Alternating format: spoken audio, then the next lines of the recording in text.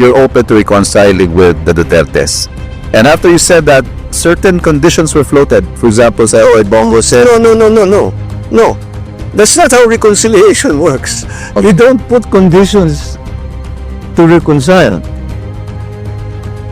If you're sincere, you want to reconcile, let's sit in front of, ano ba talaga problema? Paano nangyari ito? Tanggalin natin ang problema. Pero sasabihin mo, hindi ako makikipag-usap hanggang ibigay mo sa akin ito. Walang pupuntahan na. and that condition, Tapos na. That's not reconciliation. That's not even a negotiation. Ito na nga, hindi daw dapat manulagyan ng anumang kondisyon ng pakikipag-ayos o reconciliation ayon kay Pangulong Bongbong Marcos. Pero bago ang lahat, maaari kayong mag-subscribe para maging updated sa mga issue at bagong mga balita. Sinagot na nga ni Pangulong Bongbong Marcos ang banat ni Senator Bongo na pauuwiin sa FPRRD para ipakita ang sinseridad ng pakikipag-ayos nito sa mga Duterte. Sagot naman ni PBBM ay hindi umano kailangan ng kahit anumang kondisyon para ipakita ang sinseridad ng rekonsilasyon. Narito ang buong detalye. They want everything to be normalized. DILG Secretary John D. Gramulya yesterday said that nakapili na kayo ng bagong chief PNP. Is it true? Kung totoo, Mr. President, sino po siya? Actually, it's oh God, it's the answer is more complicated than that. As ever, I would rather not use this forum to announce that. I think I should talk to them first, because the official decision has not been made. They should hear whoever it is should hear about it first from me, not through the news. But yes, we're very clear on what we're going to do next. Clarify ko lang po, Mr. President. May napili na po kayo? May napili na po kayo? Meron na po. Talking about peace and order, security, Mr. President, ano po yung magiging marching orders niyo doon sa bagong chief PNP? Especially na gusto niyo i-intensify yung police visibility sa mga kalye. Well, what will I tell the new chief PNP? The new chief PNP is a very senior officer in the PNP. He knows the situation. And I will actually tell them, carry on what you are doing, because we have very good statistics concerning crime. And for example, there's a report here: Metro Manila crime rate is down by 23% in 6 months. If we are going to look here at the crime result at the national level, where are the index crimes? Eto. From the period of last year, same period last year, ito na lang focus ko kasi ayokong basahin lahat. So 15,156 last year in the period of January 1 to May 16. In the period from January 1 to May 16 of 2025, it went down from 15,156 to 11,493. That minus lahat, when you make that comparison of January 1st to May 16 of last year to this year, everything, murder, homicide, physical injury, robbery, theft, rape, carnapping, all went down. So they must be doing something right. Now, what we have been talking about is making policemen more visible. This is to make people feel safer. I perfectly understand that. That basta, kahit papano may police dyan, may umiikot dito na police, konting sigaw lang, tatakbo na yan. That's important. It's important to people. So, despite the fact that maraming maganda ng mga result na statistic, na maganda naman ang nagiging trabaho ng pulisan natin in terms of law enforcement, kailangan din hindi sapat na marami tayong nababawasan natin yung krimen. Kailangan nakikita yung pulis para feeling safe naman yung mga tao. That's why this new program of cops on the beat has been initiated. Mr. President, one last thing na lang on my part. Doon sa podcast ninyo, narinig ko doon sa pagkakasabi nyo, yung 5-minute immediate police response. Will you please expound on that, Mr. President? Well, first of all, we've been working since last year on this. It's not so easy, but it's good to centralize the emergency calling. And right now, actually, the response time, meron ba tayong response time dito? Yung response time natin, bumaba na rin, especially in the urban areas. Siguro, of course, there's no, but there are no statistics here. No. So we're trying to centralize the emergency calls. So pagtatawag ka ng emergency, whatever, tapos isa lang yung number kasi bawat bayan halos, bawat probinsya may sarili. So we'll centralize it para maging mas mabilis at diretso kagad makadispatch ng pulis pagka may problema, kapag may gulo. So we're hoping that at least in the urban areas, that we're hoping 5 minutes. That's the aspiration. Once again, I hope. I think naman if we have the cops on the beat and they're in good direct communication with their dispatchador, then that will be the system that will be a good quick response. Pero kailangan mabuong system. One of the problems with the emergency call system is the statistic that about 70% are prank calls. So that's why we have to see how we can minimize that. Good evening, sir. Hi, good- Last Friday, Executive Secretary Bersamin announced that he did not accept his resignation and that the economic managers were retained, and there were other movements that were announced. The Executive Secretary also said that there would be new announcements on movements by tomorrow. Would you like to share with us? Not yet.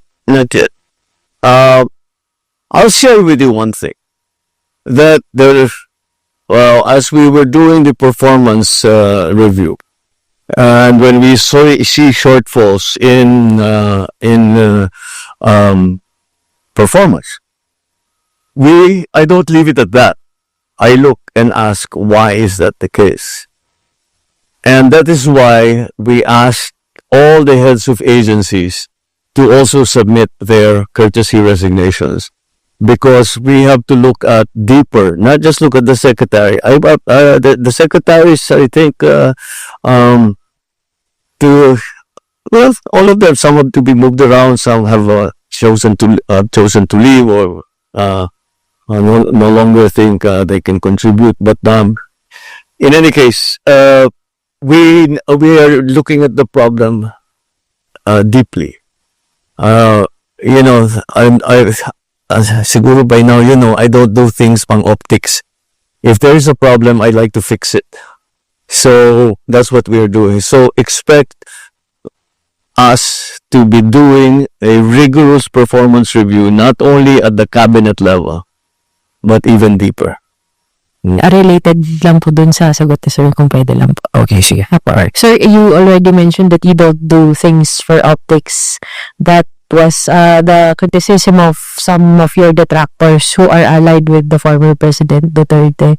And they also said that the quick resignations are not necessary and that they want you instead to resign. How do you want to respond to that? Or if you want to resign? Yeah, that's what they want.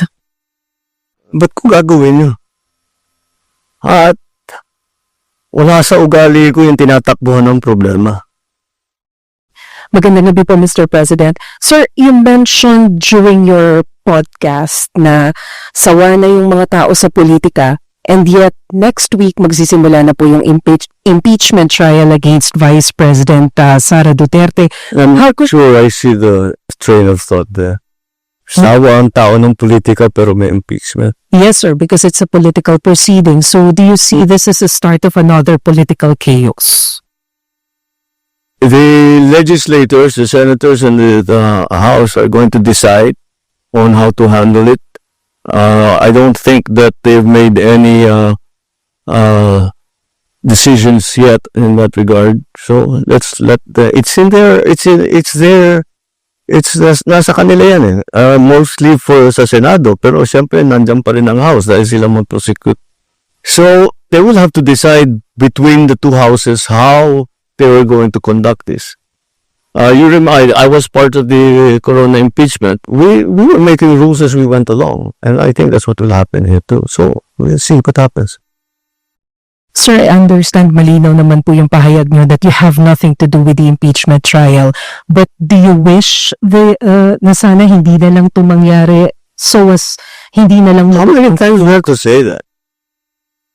I didn't want impeachment. Lahat ng kakampi ko sa Kongreso hindi nag-file ng impeachment complaint. Yung mga nag-file ng impeachment complaint, hindi mo masasabing kaya kong utusan o pagsabihan na ito yung gagawin mo. So, why do I have to keep explaining that I did not want impeachment? Mr. President, again, this is in reference to your interview in the podcast where you said that you're open to reconciling with the Dutertes. And after you said that, certain conditions were floated. For example, say, Bongo said... No. That's not how reconciliation works. You don't put conditions to reconcile. If you're sincere, you want to reconcile, let's sit in front of... Ano ba talaga problema? Paano nangyari ito? Tanggalin natin ang problema. Pero sasabihin mo, hindi ako makikipag-usap hanggang ibigay mo sa akin ito. Wala pupuntahan na. Yeah, and that condition... Tapos na. That's not reconciliation. That's not even a negotiation. That's demanding. Those are setting conditions. That, So, ano sasagutin ng kabila? Itong gagawin mo. Sasagutin mo, hindi. Gagawin ko yan kung gawin mo naman ito. Wala nang pupuntahan yun. Tapos na ang usapan. So, how far are you willing to go, Mr. President, to pursue this reconciliation? Put it this way. I don't know what will come up. What's needed? Kaya ko bang gawin? Hindi ko kayang gawin. Hindi naman ganun. You cannot prejudge at I'm going to talk to them only this much. Hindi. Kailangan sinasabi ko nga bukas ka eh. Kahit anong sabihin mo, pakikinggan ko. Kung talagang tapat ako na nais ko mag-reconcile, edi isipin ko lang, lahat ng hiningi mo, lahat ng hinanakit mo, kung kaya ko ayusin, ayusin ko para tapos na to. Ayoko nga ng kaaway. Good evening po, Mr. President. Any update po doon sa effort ho ng pamahalaan na may abot ho sa lahat ng mga Pilipino yung 20 pesos kada kilong bigas at kamusta ho yung pagtanggap dito ng mga Pilipino, ang mga mamamayan po? Well, so, hindi naman nakakagulat na siyempre, tuwan-tuwa yung mga qualified na tumanggap, kaya tinutuloy-tuloy natin yan. Yung mga nagsasabi, hindi, ano lang yan, medyo, ano lang yan, pampapogi lang yan, pang cosmetic lang yan. Well, they're fair to have that opinion, but kung it's unsustainable. It's really the what people are saying. Watch me sustain it, and then we'll talk in May of 2028. Oh, natuloy ba o hindi? Yeah. We found a way to do it. We found a way to do it. We could not do it before. hindi kaya kasi hindi pa kaya ng sistema. Iba pa yung presyo ng bigas noon. Hindi pa tayo kaya yung mga bilateral na ginagawa namin, we're making deals with different countries para yung presyo mapako na, hindi pa bago-bago. Kahit anong mangyari down the road, nagawa na ngayon natin. Wala tayong ganun noon eh. Ngayon meron na. Kaya na natin gawin yung 20 pesos. And other things that DA is able to sell rice, the prices come down. But at the same time, on the other side, tinitiyak natin na ang pagbili, ang presyo na pagbili sa farmers, magandang presyo naman. Para naman yung farmers natin, magandang kanilang hanap buhay. And the difference there, that's what the government is paying for. Sir, according to the latest Pulse Asia survey, your trust rating is significantly lower than that of Vice President Sara Duterte and former President Duterte.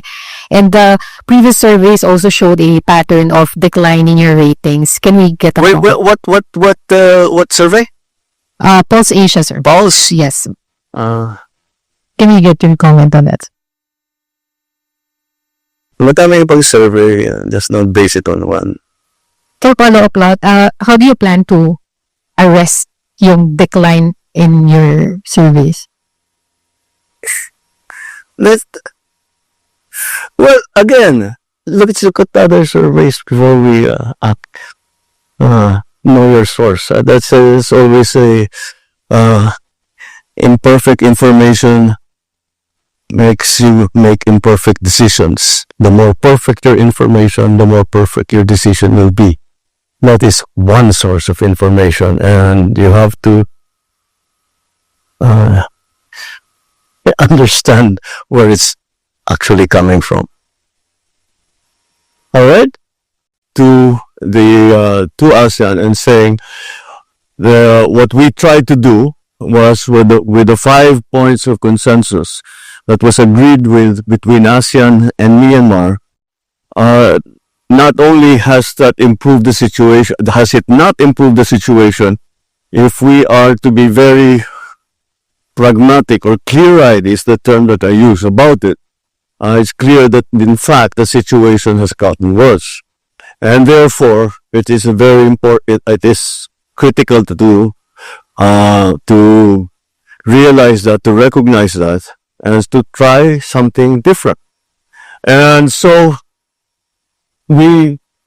Malaysia, before this meeting, had already started trying to make contact with the different stakeholders in Myanmar to try and get a feel of what needs to be done and how they can bring, at the very first, is a ceasefire and a humanitarian, to allow humanitarian aid to come in.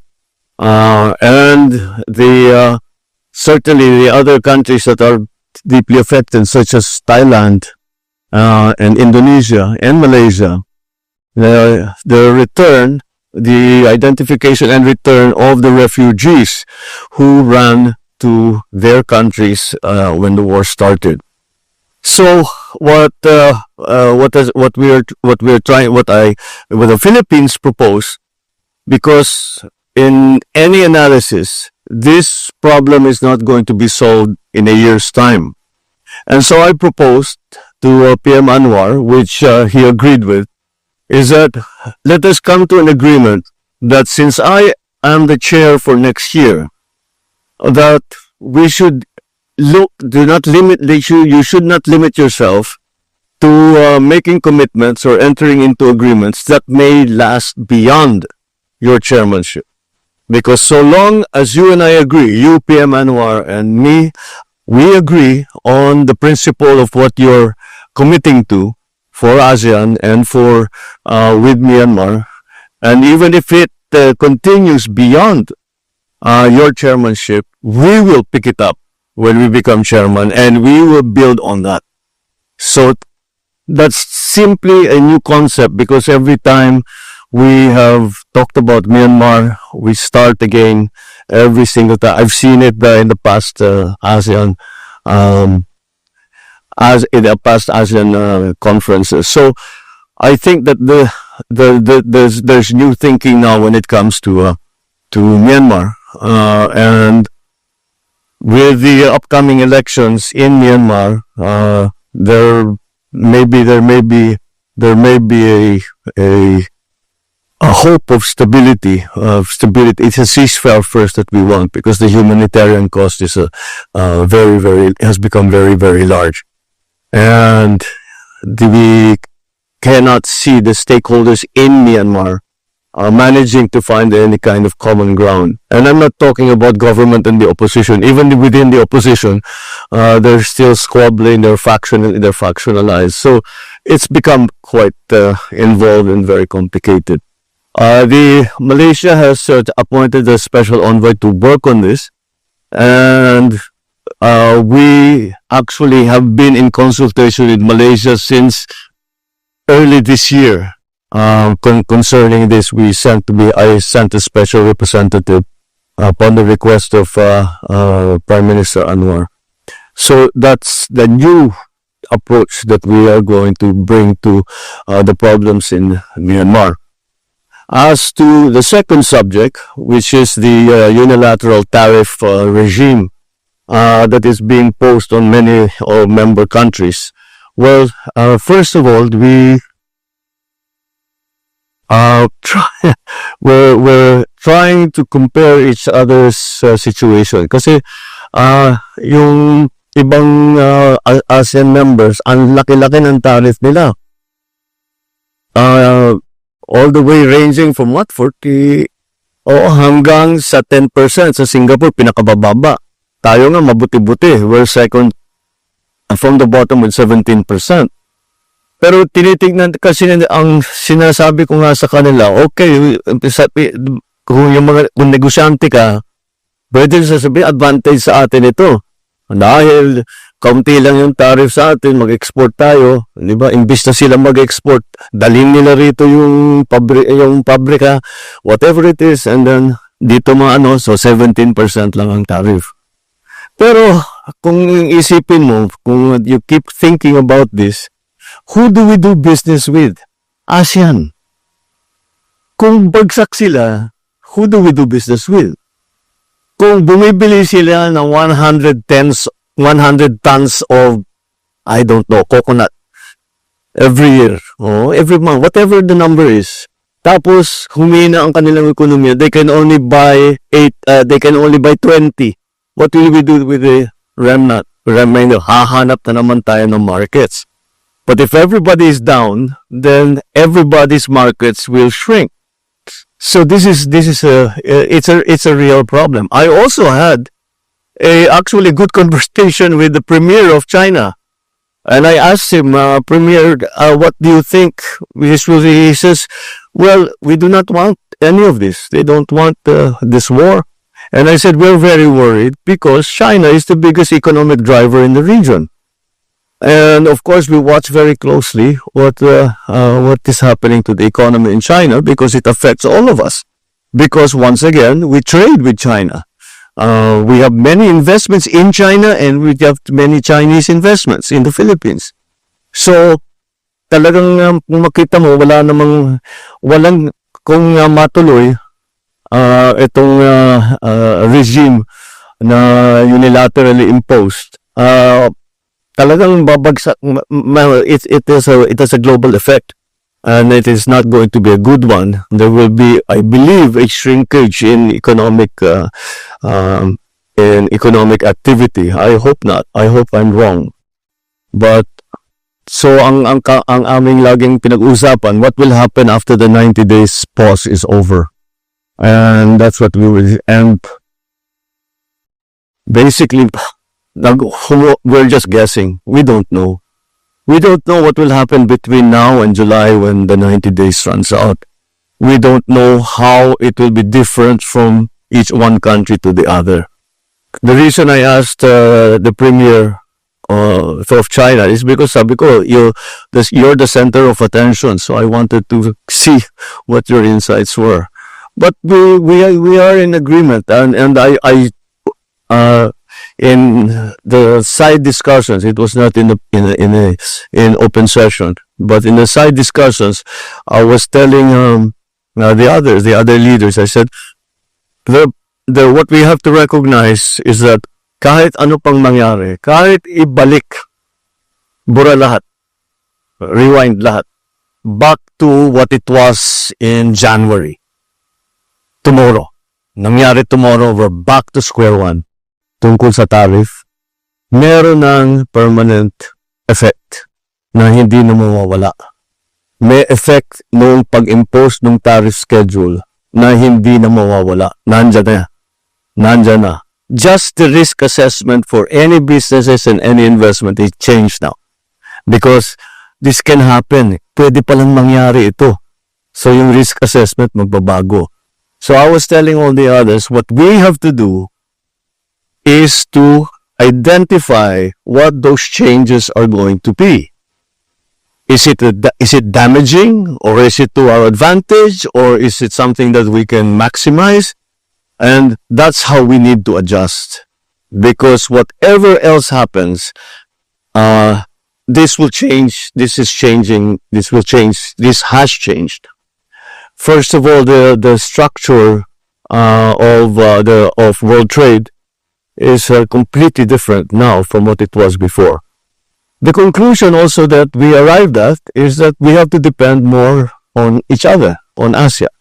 ASEAN, malakas naman ang loob namin sa ASEAN member countries. The economies are vibrant, masigla ang kanilang mga ekonomiya, masigla ang ating ekonomiya. Kaya't kaya maaari naman natin gawin, sabihin na kung nahihirapan yung iba, tayo na lang muna mag-usap-usap. If we cannot sell to these markets anymore, then let's sell to each other's markets. But it seems that the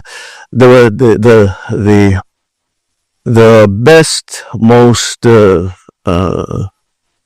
solid way forward is to be a reliable partner for each other in ASEAN. And it's impossible for anyone to disagree because that is the obvious answer. So that's more or less what we did on those two subjects. The other feature that we didn't have in previous ASEAN meetings was the GCC, which I think is a very, very good idea. Plus the GCC China trilateral meeting. If you put these groups together, just start with the GCC and ASEAN, you put that together, that is a very important economic bloc. And if we come to a good arrangement, then that will be a rival to any kind of economic bloc anywhere in the world.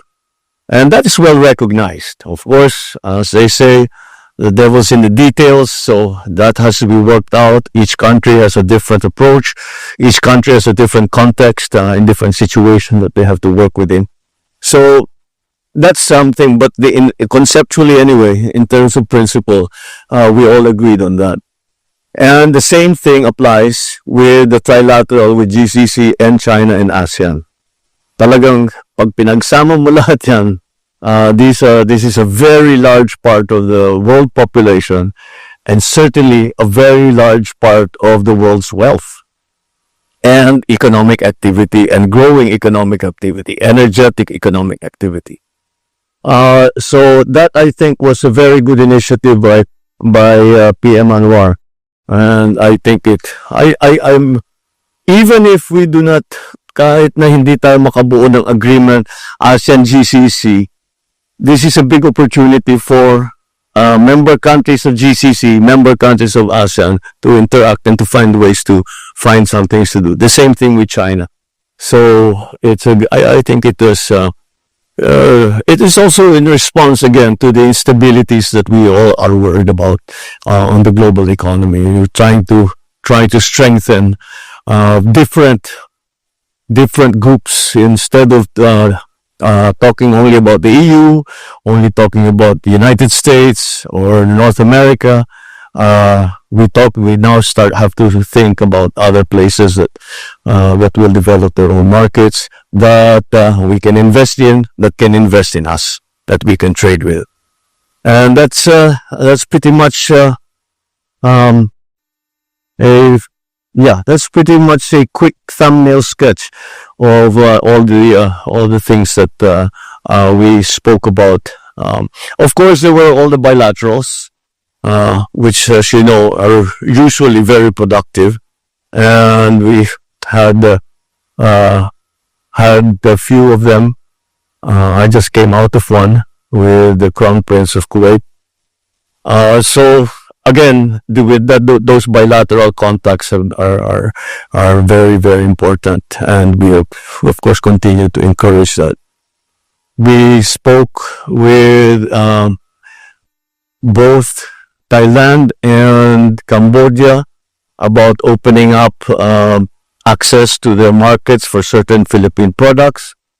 And we spoke now with Kuwait about the interaction between the Philippines and Kuwait, and how they would like to, how grateful they are for the contribution that our OFWs have done to the development of their country. And they have been very kind to us. And so, although this is more or less what happened in the past couple of days. Hi sir, good evening. Sir, kanina nabanggit to ni Minda Secretary Tereso yung about po sa 300 million from the ADP. 400 million, sorry. Sir, gaano kalaking bagay po ito sa development po ng Mindanao? Oh, malaki. Malaki. At ang ADB, this was